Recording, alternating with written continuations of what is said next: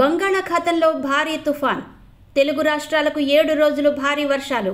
నైరుతి రుతుపవనాలు జోరుమీదున్నాయి. నైరుతి రుతుపవనాలు దూసుకువచ్చేందుకు అనుకూలమైన వాతావరణం ఉందని భారత వాతావరణ శాఖ అధికారులు తెలిపారు. ఇప్పుడు నైరుతి రుతుపవనాలు దక్షిణ అరేబియా సముద్రంలోని కొన్ని ప్రాంతాలకు రానున్నాయి. అలాగే శ్రీలంక కింద ప్రాంతం, మాల్దీవులు, బంగాళాఖాతం దక్షిణ ప్రాంతం, అండమాన్ దీవులు, అండమాన్ సముద్రమంతటా నైరుతి రుతుపవనాలు విస్తరిస్తున్నాయి. రానున్న 2-3 రోజుల్లో ఇవి మధ్య బంగాళాఖాతంలోకి కూడా వస్తాయని ఐఎండీ తెలిపింది.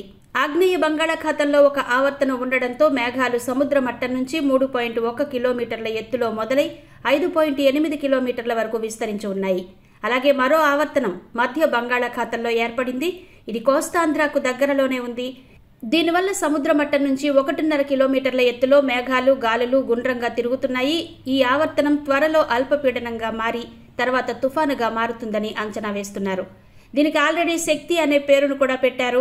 ఈ శక్తి తుఫాన్ వచ్చే 2 వారాల పాటు ప్రభావం చూపిస్తుందని అంచనా వేసింది. ఇక వచ్చే వారం రోజుల పాటు ఏపీ, తెలంగాణలో తేలికపాటి నుంచి మోస్తరు వర్షాలు చాలా చోట్ల కురుస్తాయి. ఉరుములు, మెరుపులు, పిడుగులు పడతాయి. పిడుగుల శబ్దం చాలా ఎక్కువగా ఉంటుంది. గాలి వేగం గంటకు 30 నుంచి 50 కిలోమీటర్లు ఉంటుంది.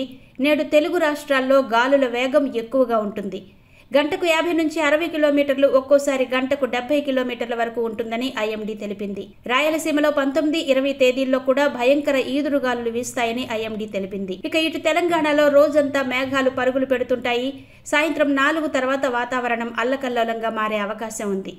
తర్వాత వర్షం మొదలవుతుంది. హైదరాబాద్ సహా తెలంగాణలోని 80% ప్రాంతాల్లో తేలికపాటి నుంచి మోస్తరు వర్షం కురుస్తుంది. పశ్చిమ తెలంగాణలోని చాలా ప్రాంతాల్లో భారీ వర్షం పడుతుంది.